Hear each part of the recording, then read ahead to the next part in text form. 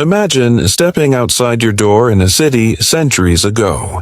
The first thing that would strike you would not be the sight of the streets, nor the noise of carts and voices, but the smell.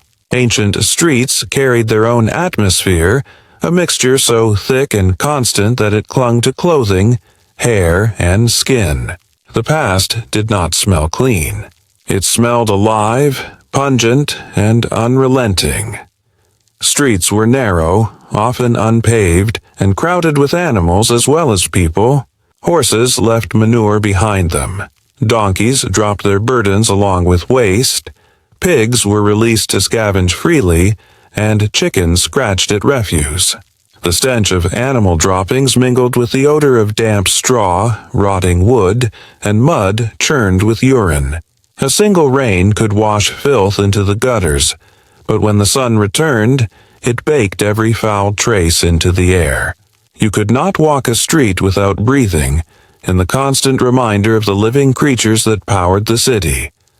But the smells of animals were only part of it. Human life left its mark as well. Before the arrival of modern sewage, waste was carried in chamber pots, and those pots were often emptied directly into the street. The phrase, "watch out below," was not a joke. It was a necessary warning. In many towns, open drains ran along the middle or sides of the street, carrying slop, wastewater, and refuse. The smell of those drains varied by the hour. In the morning, you might pass the remains of food dumped from kitchens. By midday, human waste mingled with scraps of meat and bones. At night, when the drain stagnated, the air thickened with a sour, suffocating odor. Food itself contributed to the chorus of smells. Bakers pulled loaves from ovens, releasing a warm, yeasty fragrance that mixed briefly with the reek of the gutters. Market stalls hung fish that had been caught days before, their flesh already softening. Butchers sold cuts of meat on tables that attracted flies in clouds, their buzzing as constant as their smell. Vegetables wilted in the heat. Spices tried to cover the scent of decay, but their sharp perfumes only made the contrast stronger. To walk through a marketplace was to be overwhelmed by the clash of freshness and rot, sweetness and sourness, nourishment and waste. Craftsmen filled the streets with their own contributions. Tanners soaked hides in vats of urine to loosen the hair, the acrid fumes drifting across entire neighborhoods. Dyers boiled fabrics in pungent solutions that released clouds of sulfur and bitter smoke. Blacksmiths hammered iron, sending sparks and the tang of scorched metal into the air. Candlemakers melted tallow, the fat smoking into a greasy haze. Every trade produced not only goods but smells, and those smells layered upon one another until the entire street became an encyclopedia of odors. Even the air itself carried reminders of the time. Wood smoke curled from chimneys, filling lungs with the taste of ash. In summer, stagnant water in wells and ponds carried the rank breath of algae. In winter, the scent of damp wool and unwashed clothing pressed close, for people bathed rarely. Perfumes and herbs were carried in pouches not as decoration, but as defense, a way of battling the constant assault of the streets. To live in a city was to carry the smell of it with you, as inseparable as your own shadow. And yet, these smells were not merely nuisances. They shaped behavior. People avoided certain alleys because they reeked more than others. Markets were organized not only by trade but by tolerance for smell. Fishmongers near rivers, tanners at the edge of town. Wealthier families lived away from streets with heavy waste drains, their houses elevated or set apart to escape the worst of it. Smell was a measure of status, a sign of where you lived, what you endured, and how much you could afford to avoid. But you must wonder, what did it mean for those who lived with it daily? Did they notice the smells as sharply as you would today? Or did their senses adjust, making the odors background rather than shock? There is evidence that people of the past did complain. Records mention streets so foul they were nearly impassable, rivers so polluted that the stench spread for miles. Laws were passed to restrict the dumping of waste, though often ignored. Yet, alongside the complaints, there was acceptance. For them, the smells of the streets were not an intrusion but a condition of life itself, a reminder that the city was alive, crowded, and constant. The deeper you look into those streets, the more you realize that smell was not only about discomfort, it was about survival. Disease followed the odors, though people did not always understand the connection. Foul air was blamed for sickness, leading to rituals of fumigation, burning herbs, or carrying flowers to ward off miasmas. The Black Death was thought to spread through bad air, and citizens clutched posies or held vinegar-soaked cloths to their faces. Smell became a warning system, a signal of danger, even when the true causes were hidden. And so, ancient streets remind you of something that modern life hides. To walk through them was to be immersed in the full reality of human and animal existence, inescapable and unfiltered. Every step carried the memory of what had been dumped, cooked, burned, or excreted. Every breath reminded you that life was not clean, not sanitized, but thick with the evidence of survival. You cannot help but ask yourself a question as you pause in this moment. If you were to step back into those streets, with your modern senses sharpened by sterile environments and scented products, how long could you endure it? Would you collapse under the weight of the odors, or would you adapt as they did until the smells became invisible? Minor inconvenience. It was the dominant element of the urban experience. When people spoke of the deeper you go into the subject of ancient streets, the clearer it becomes that smell was not of their city. They described not only its walls, markets, or plazas, but its atmosphere. To live in a city was to breathe it in constantly, to carry it in your lungs and on your skin. The air was not neutral. It was always charged with meaning, warning, or comfort. Take, for example, the Roman world. Roman cities were famous for their aqueducts and baths, feats of engineering that brought clean water and a sense of sophistication. Yet even Rome could not escape the odors of daily life. The Cloaca Maxima, the great sewer, drained the city, but the stench of the Tiber River remained legendary. Market stalls spilled fish guts and vegetable peelings into the streets. Latrines, though communal and efficient, gave off their own unmistakable reek.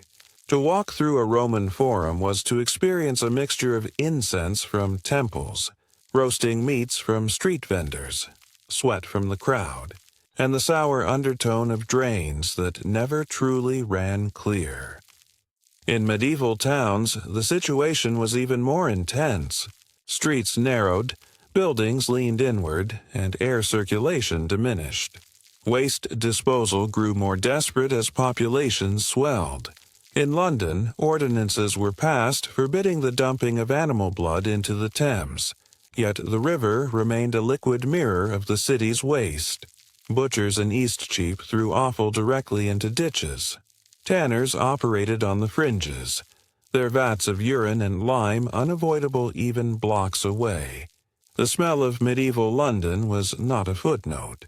It defined the experience of living there. Chroniclers noted the pestilential air, travelers remarked on it with shock, and locals tolerated it as the price of urban life. Paris, too, carried its reputation. By the 14th century, the Seine was described as unfit for drinking, and Parisians relied on wells and fountains that sometimes drew from equally foul sources. The Pont Neuf and surrounding bridges were lined with houses whose waste was dumped directly into the water below. The smell of rotting fish, human waste, and stagnant water rose from beneath the arches and lingered in the air above. People crossed bridges quickly, pulling scarves over their faces, yet still they absorbed the scent. It clung to clothing long after one left the riverbanks. nor should we imagine that rural life was free of such odors.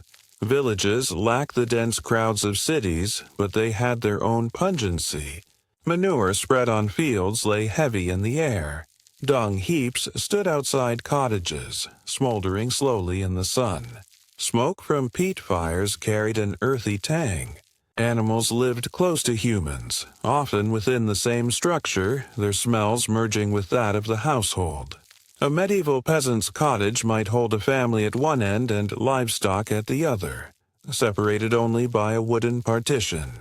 The warmth of the animals was welcome in winter, but the smell was constant, a reminder that survival required intimacy with creatures that modern households banished to barns. In the East, too, smells shaped the city. Accounts from travelers to Cairo in the medieval period describe the crowded markets where spices, perfumes, and cooking foods mingled with the rank odor of camels, donkeys, and waste. In Beijing, narrow hutongs filled with the smoke of coal fires, the steam of cooking dumplings, and the unmistakable stench of cesspits. Each culture had its methods of coping, its rituals of masking and acceptance, but none escaped the reality. To live in the past was to share your breath with every trade, every meal, every death, and every animal.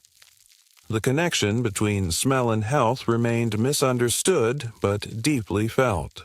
The theory of miasma, the belief that bad air caused disease, dominated medical thought for centuries. People burned incense not only for ritual, but to purify the air. Herbs like rosemary, lavender, and sage were scattered on floors or hung in doorways to ward off the unseen threats carried on foul smells. Vinegar was sprinkled, perfumes dabbed, and masks filled with flowers worn during plagues. The connection was not entirely wrong. Foul air did indicate filth, and filth did breed disease, but the cause was hidden in microbes unknown to them. Still, the association between stench and sickness shaped entire practices of hygiene and urban planning. What is striking when you examine the sources is how people described smell in moral as well as physical terms. A foul-smelling street was not only unpleasant but sinful, a sign of disorder and decay. To breathe stench was to breathe corruption. Clean air, by contrast, was a sign of purity and virtue. This moral language infused sermons, poems, and medical texts. Smell became a metaphor for the state of the soul. A virtuous person smelled sweet. A corrupt one stank. Streets that reeked were not only unhealthy but ungodly, evidence that the community had failed in both physical and moral duty. And so, when you picture those ancient streets, you must see more than filth. You must imagine the meanings layered upon it. A market heavy with the odor of fish was not only a place of trade but of suspicion, for spoiled fish could sicken an entire family. A lane filled with the smell of tanners was a boundary, separating respectable crafts from the despised. A river that reeked of sewage was more than water. It was a mirror of civic neglect. Smell spoke loudly, even to those who lived among it daily. Now pause for a moment and imagine this. If you were to enter such a street today, your senses would recoil. But would theirs? Did they perceive the same intensity, or did their daily exposure dull it until it vanished into the background? There is evidence both ways. Foreign travelers often complained bitterly about the smell of cities they visited, while locals described them with less alarm. Yet even locals wrote of unbearable stench during heat waves or when floods brought waste to the surface. Perhaps the truth lies in between. They noticed, but they accepted. The street smelled, and that was simply life. So ask yourself this, as you linger in the atmosphere of those long-gone cities. What does it mean that smell itself has disappeared from our historical memory? You can read documents, view ruins, and reconstruct architecture, but you cannot truly breathe the air they knew. Does this loss distort our sense of the past? Or is the absence itself a reminder that history is always incomplete, missing the sensory weight that once defined daily life? When you walk down the imagined streets of the past, it is not only the smells of human waste, markets, and animals that define them. There is also the subtle layering of aromas that marked life's rhythms. Festivals, workdays, fast days, funerals. In many ways, these events were inseparable from the atmosphere they created. Odor was the silent backdrop against which human life played out, and every occasion altered it in its own distinct way. During religious festivals, for instance, incense and resin were burned in great quantities. In Rome, sacrifices filled the air with the thick scent of roasting meat mixed with sacred herbs. In medieval Europe, churches swung censers heavy with frankincense, filling otherwise musty stone interiors with smoke that lingered on worshippers' clothes long after they left. These fragrances provided relief from the staleness of daily odors, but they also reminded people of divinity. Smell, in this sense, was not neutral. It carried spiritual weight. The sweetness of incense was thought to rise toward heaven, masking the corruption of the world below. On ordinary workdays, however, the spiritual perfumes faded and the practical smells returned. Blacksmiths produced the sharp tang of iron mixed with sweat and ash. Bakers worked through the night, their bread ovens sending out warm, yeasty air that clashed with the acrid smoke of chimneys. In agricultural towns, threshing season meant fields alive with the dry, dusty odor of grain husks. The sense of smell kept people aware of time and season just as much as bells or sundials did. You did not need a calendar to know it was slaughtering time when the entire street reeked of fresh hides and congealed blood. At the same time, there were deliberate attempts to harness or mask these realities. Perfume was one of humanity's oldest inventions, and its use was not limited to the wealthy. In Mesopotamia, clay tablets describe scented oils made from cedar, myrrh, and cypress. Ancient Egyptians applied perfumes to both the living and the dead, believing pleasant smells pleased the gods. In medieval Europe, the wealthy carried pomanders, small balls filled with musk, amber, or dried herbs that could be held to the nose during walks through foul-smelling quarters. Even the poor found ways to alter their air, scattering rushes or herbs across floors, a small but constant battle against the tide of stink. But still, the smells remained. What strikes you when you study old city records is the endless cycle of complaint and resignation. Authorities issued edicts to clean streets, remove waste, and prevent trades from operating within city walls, yet violations filled the same records year after year.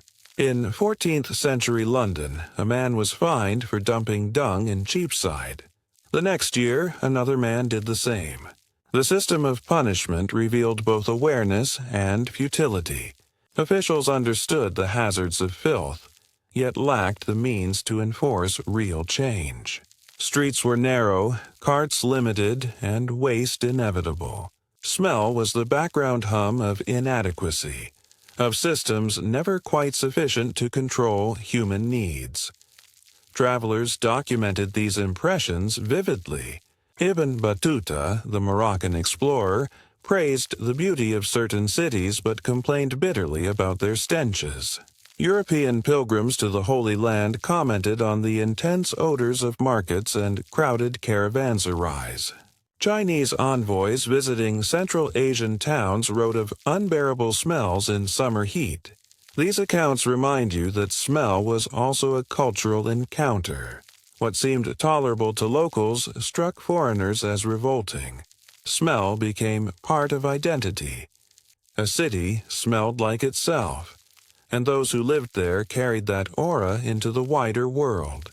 To smell of Paris or Cairo or Venice was to bear its reputation, for better or worse. Consider also the emotional weight of odor in moments of crisis. During plague years, when bodies overwhelmed burial pits, The stench of decay became inescapable. Chroniclers recorded it with horror, linking the smell directly to death and divine punishment. In battle, the smell of smoke, blood, and sweat was remembered as intensely as the clash of swords. After fires, survivors spoke of the acrid stench of charred wood and flesh lingering long after rebuilding began. These moments reveal how smell etched trauma into memory, how it became the ghost that haunted streets long after the event itself had ended. What often surprises modern readers is the frankness with which medieval and ancient texts discussed these realities. They did not shy away from describing filth. In fact, legal documents, medical treatises, and chronicles are filled with detail. For them, it was not embarrassing or indecent to note that a street reeked of dung or that a market stank of fish. It was simply the truth of existence. Only later, with the rise of modern sanitation and a culture of privacy, did such discussions retreat into silence. Today, we rarely record smell because it is assumed to be absent or irrelevant. Yet, for centuries, it was central enough to appear in every genre of writing. If you pause here, you begin to wonder, what did this constant sensory assault do to people's minds? Did it create a greater tolerance for discomfort, or did it weigh on them silently, adding to the fatigue of daily life? Imagine living in a city where every breath carried the reminder of decay, where air itself was heavy with disease and dirt. Did people dream of cleaner places? Or did they never imagine such a possibility, never envision air without odor? The answers are difficult to recover, but the question lingers, challenging the modern mind to reckon with a world where smell was as solid and unavoidable as stone walls or cobblestones. And so, as the street closes behind you and the sounds fade, you are left with the echo of the air itself. Ancient streets were never quiet, and they were never odorless. To walk them was to participate in a symphony of scents, some sweet, many foul, all meaningful. It was a life lived nose first, a life in which the invisible air was always thick with story. But ask yourself this: if smell carried so much weight in the past, what does it mean that we have nearly erased it from the record of history? What other senses, what other truths have we lost without realizing it? If you stand still in the middle of an ancient street and simply breathe, you notice how layered the air is. The smells are not isolated. They mingle, collide, and overlap in endless combinations, each telling a piece of the story of daily life. Yet the human response to these smells was not simply passive endurance. People devised rituals, tools, and systems to cope with what surrounded them, even if those efforts seem small compared to modern standards of sanitation. One of the most common solutions was the ritual use of herbs. In medieval Europe, herbs like lavender, rosemary, and sage were grown not only for flavoring food, but also for purifying the air. Floors of homes, churches, and even royal halls were strewn with rushes and herbs, replaced periodically when they became too dirty. These aromatic scatterings absorbed filth and released mild fragrances when stepped on. They did not erase the surrounding stench, but they added a competing layer, one that created the illusion of cleanliness. Doctors, too, believed in the power of herbs to protect against corruption. During plague outbreaks, physicians carried nosegays of fragrant plants, convinced that sweet smells could drive away poisoned air. Fire was another defense. People believed that smoke could cleanse the air, so they burned wood, peat, or resin in corners of homes or along crowded streets. In some cities, during outbreaks of disease, officials ordered large bonfires to be kept burning day and night, their acrid smoke intended to fight invisible threats. The theory was flawed, but the effect was undeniable. The streets filled with a different smell, masking the omnipresent odors of waste and decay. In a way, it was less about prevention and more about comfort, an attempt to take control of air that otherwise seemed hostile. Markets were prime sources of these contrasts. In one part of the market, you might encounter the scent of freshly baked bread or roasted nuts. A few stalls away, the air would shift to the pungency of raw hides or fish left too long in the sun. Markets embodied the balance of pleasure and disgust that defined street life. The promise of abundance was always accompanied by the stench of excess and spoilage. Traders worked amid this chaos daily, their noses adapting to the cycle of aromas. For buyers, the smells were signals. Fresh produce had one odor, spoiled goods another. In a world without refrigeration or expiration dates, smell itself was the guarantee of quality. At the same time, the poor bore the brunt of the worst odors. Wealthier citizens often lived in more spacious quarters, farther from refuse pits and noisy workshops. They could afford to transport water and waste more effectively or even bribe officials to keep unpleasant trades at a distance from their homes. The poor, by contrast, lived in cramped, low-lying areas where water pooled and garbage accumulated. The odors of poverty were not just unpleasant. They reinforced social hierarchies. To smell bad was often taken as evidence of low status or moral failing, even when it was simply a matter of circumstance. Smell became a marker of class, a way for elites to distinguish themselves from the masses. The language of the time reflects this perception. Words associated with odor often doubled as insults. To say someone stank was not only a literal comment but also a moral judgment. Religious texts spoke of the stench of sin and the sweetness of virtue. Smell and morality fused in the human imagination, making the control of odor a deeply symbolic act. When rulers built new quarters, palaces, or gardens, they often emphasized their cleanliness and fragrance as proof of divine favor. To walk in the ruler's garden, perfumed with roses and fountains, was to step into a world above the ordinary filth of the city. Smell also dictated movement. People avoided certain streets at certain times of day. Tanneries reeked most strongly in the morning, so passers-by delayed errands until later. Butchers produced overwhelming odors after slaughter, so neighbors learned to time their walks accordingly. Sailors unloading fish created temporary zones of stench that scattered pedestrians. Even without written signs, smell mapped the city, marking paths of avoidance and attraction. It told people where to go, where not to linger, and where it was wise to carry a cloth to one's nose. Children grew up immersed in this world without knowing anything different. For them, the stink of the street was ordinary, almost invisible. What drew their attention were the unusual interruptions. The sudden sweetness of a festival incense, the rare sharpness of imported spices carried in merchant sacks, the acrid burn of tar used to patch a roof. These interruptions etched themselves into memory. To recall childhood was not only to remember faces and games, but also to remember scents. The way grandmother's kitchen smelled of onions, the alley that reeked of goats, the excitement of a stall selling honey. Smell was memory itself, lodged deep in the mind. Yet, as cities grew larger and more crowded, the pressure of odor mounted. Chroniclers describe summer heat turning narrow streets into suffocating corridors of rot, pigs rooting through refuse, gutters overflowing, human bodies pressed shoulder to shoulder, all combined into a nearly unbearable assault. In such moments, people spoke of the air as poisoned, unbreathable, deadly.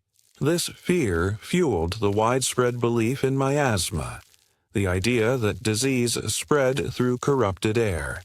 Though the theory was scientifically incorrect, it was rooted in lived experience. People saw, smelled and suffered from foul air, and they linked it logically to sickness. Even today, if you pause to imagine breathing that air, you sense how fragile life must have felt. Every inhalation carried risk. Every meal began with the judgment of a smell.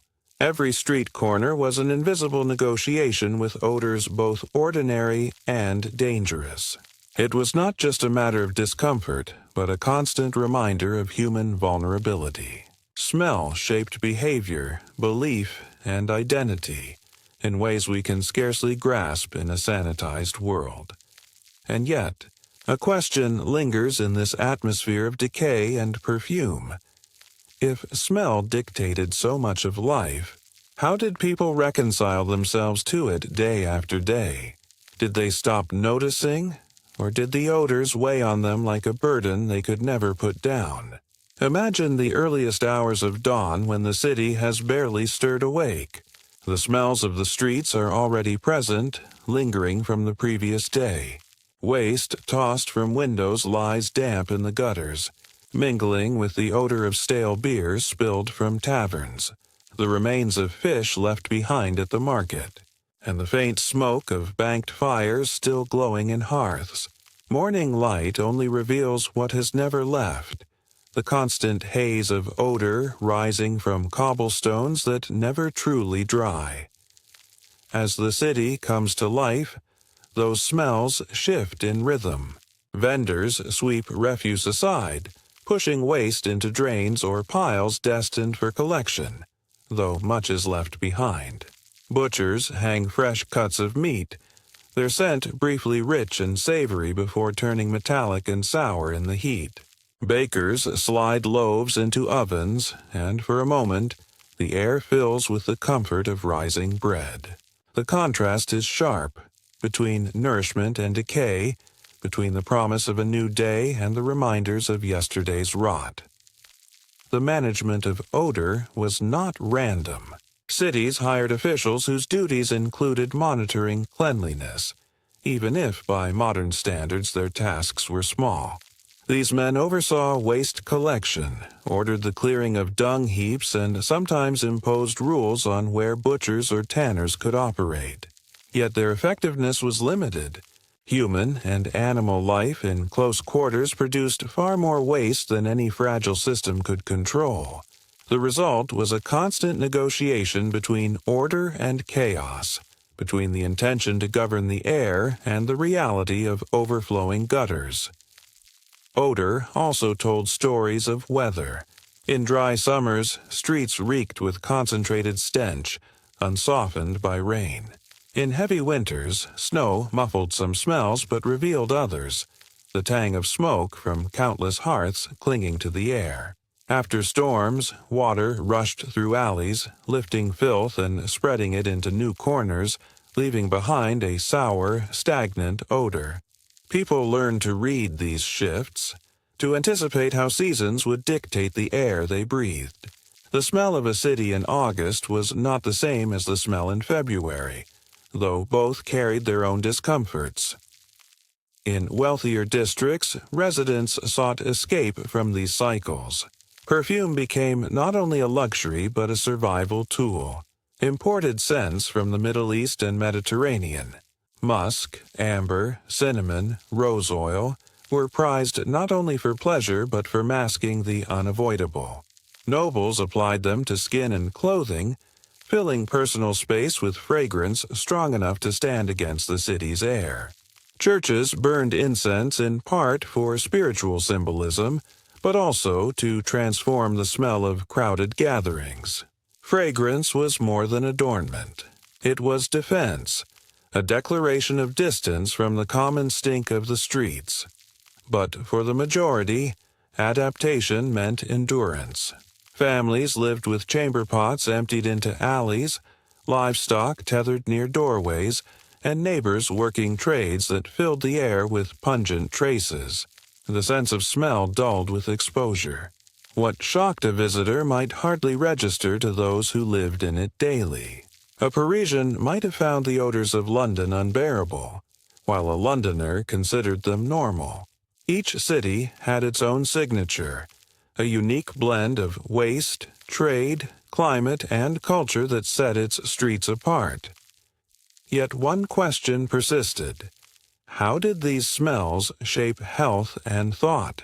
People spoke of bad air as a force of sickness, but they also described certain scents as invigorating, strengthening, even holy. Pilgrims traveled miles to shrines where the scent of incense and flowers was said to heal.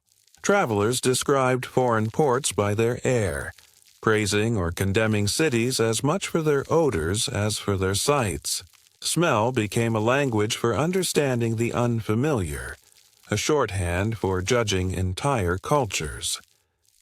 The paradox of smell in history is that it was everywhere, yet rarely recorded in detail.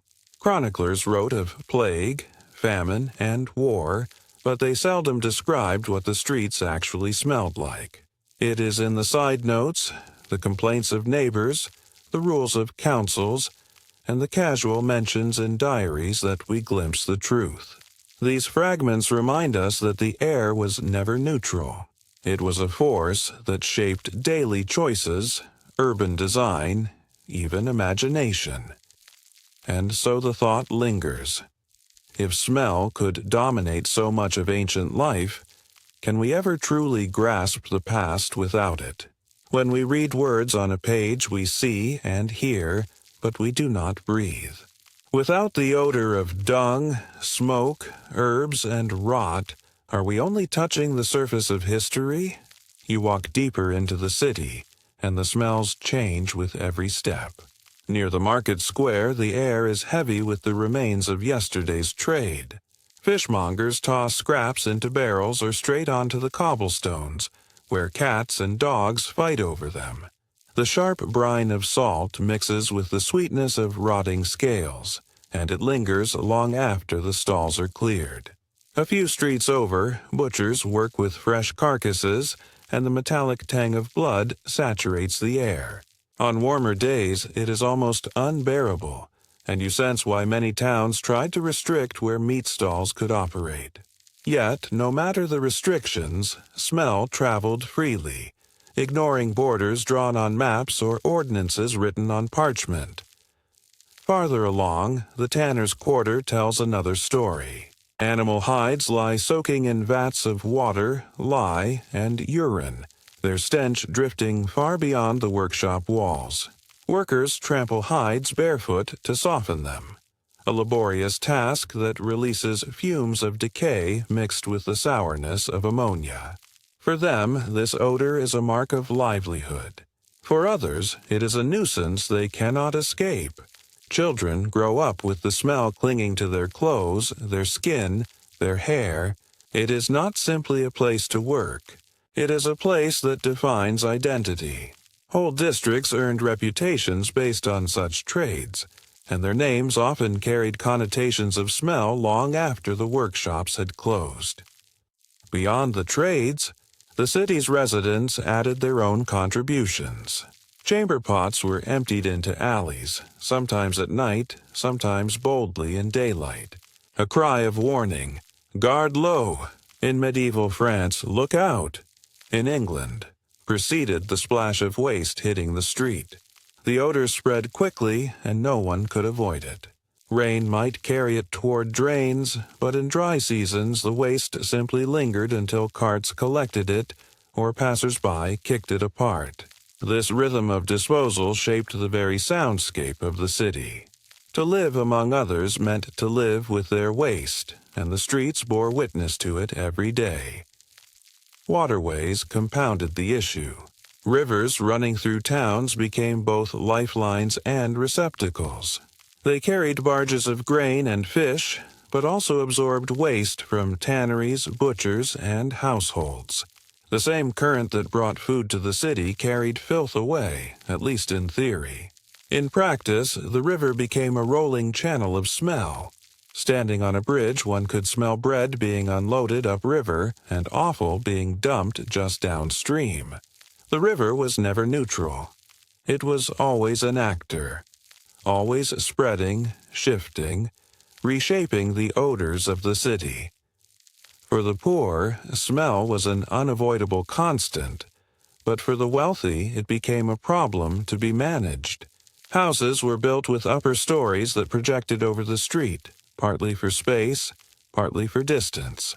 To live higher was to breathe cleaner air, or at least to imagine so. Wealthy households invested in scented herbs, hanging them in doorways or scattering them on floors. Flowers, rosemary, sage, and lavender all served dual purposes, beautifying and masking. Incense burned not only in churches but in private chapels, a thick screen of smoke that transformed the odor of humanity into something nearer to sanctity. Yet even within walls, the smells of the city pressed in. Servants tracked in mud and dung. Fires left soot. Kitchens gave off odors of meat and smoke. Escape was partial at best. Smell also dictated perception of morality and class. To accuse someone of smelling bad was not only to remark on their hygiene, but to imply moral failure. Odor carried stigma. The poor were often described as reeking, while the wealthy claimed refinement through perfume. Travelers wrote of foreign lands by their air, praising some, condemning others. Smell became a shorthand for civilization or savagery, wealth or poverty, purity or corruption. Cities competed not only in architecture and commerce but in how their air was described. Yet behind these judgments lay the same reality.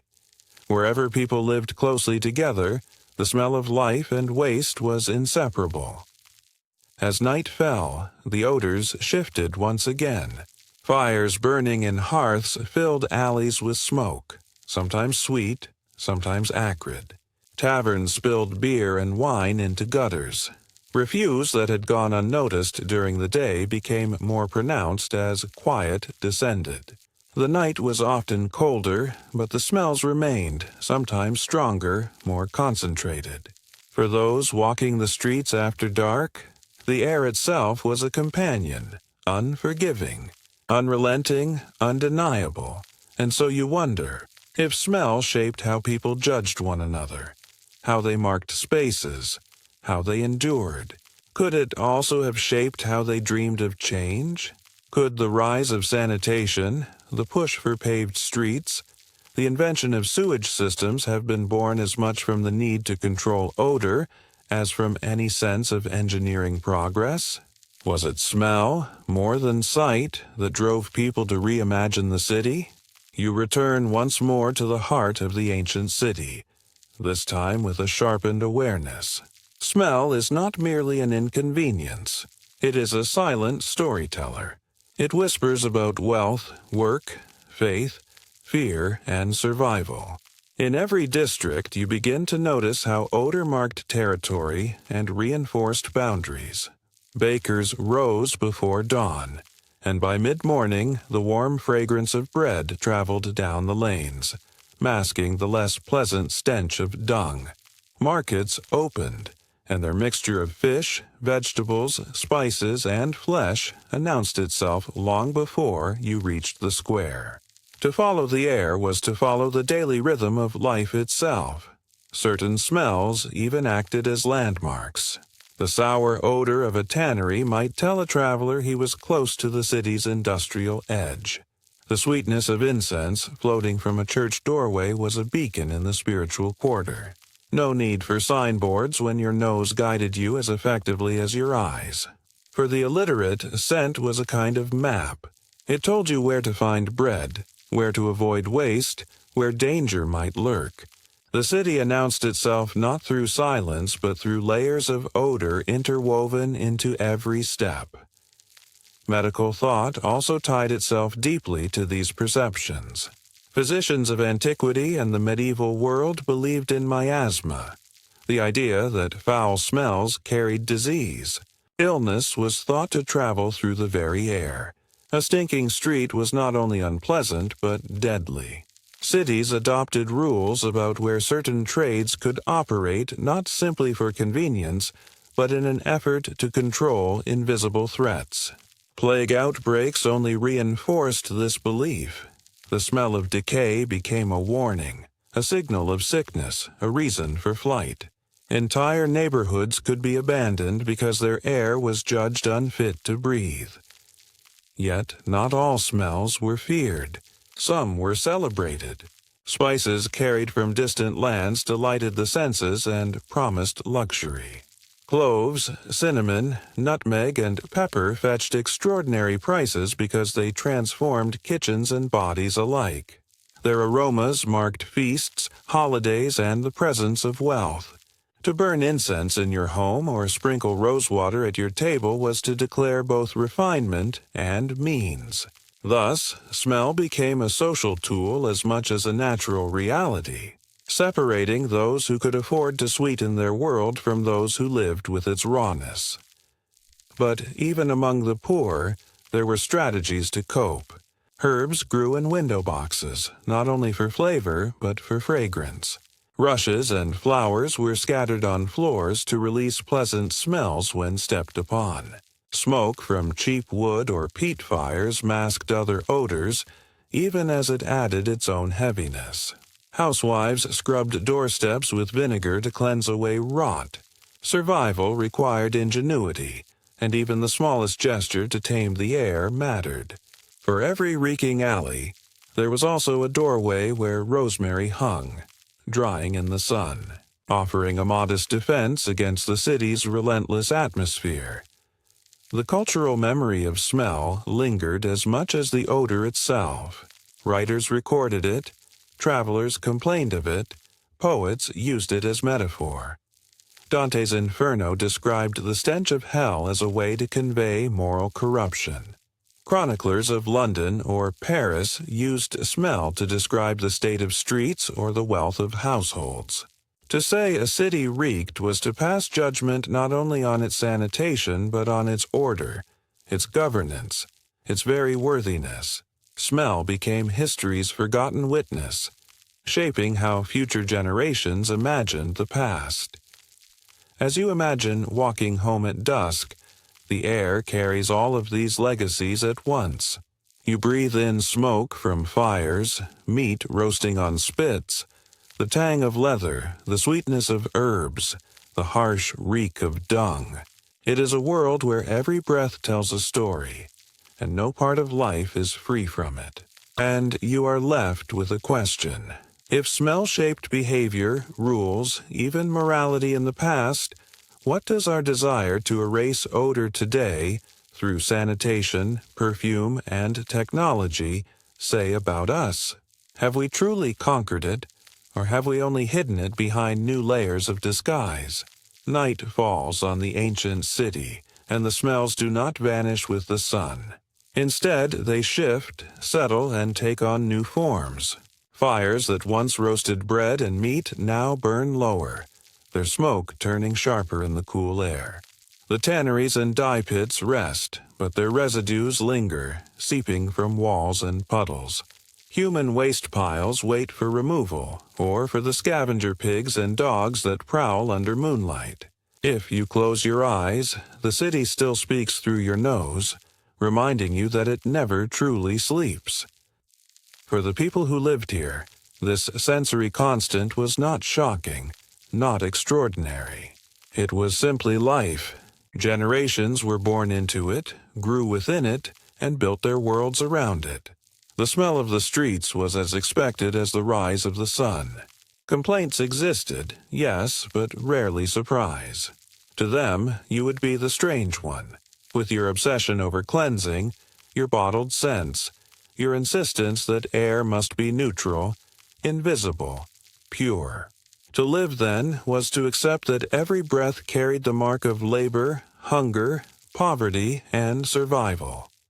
The endurance of communities in such conditions tells us something crucial about resilience. People adapted. They devised rules about where butchers could cut meat, when fishmongers could sell their catch, where dung heaps could be left, and how often water carriers must cleanse a lane. Some cities appointed officials specifically to manage street smells, an early form of public health regulation born from the daily assault on the senses. By shaping air, they hoped to shape life expectancy, prosperity, and dignity. In these humble struggles against odor, one sees the origins of modern sanitation, health codes, and city planning. Yet, to erase smell entirely would be to erase the very texture of life in the past. Imagine entering an ancient marketplace without the clash of fish and spices, leather and sweat. Imagine a medieval alley scrubbed clean of its dung, its roasting meat, its rush-strewn floors. In cleansing it, you risk erasing its truth. Smell was not only discomfort but also identity. It was how a city announced itself to travelers, how a household marked its wealth, how a temple declared its sacredness, how a battlefield screamed of death. Smell gave history its weight, its intimacy, its undeniable physicality. Even now, archaeologists uncover vessels still holding traces of ancient wine, perfumes lingering in sealed jars, residues of cooking fat on broken pottery. With modern instruments, scientists can reconstruct the sense of the past, and what they discover aligns with what chroniclers wrote centuries ago. Life was pungent, unavoidable, heavy with odor. These rediscovered molecules remind us that history was not silent parchment or faded stone. It was embodied. It was lived in air as much as on earth. You might think about your own city today. Its odors are different, controlled yet present. Exhaust fumes, freshly brewed coffee, detergent, asphalt after rain. Do you notice them as markers of your own time, or do you filter them out as background noise? Centuries from now, what will archaeologists say about the smell of your age? Will they call it artificial, chemical, sterile?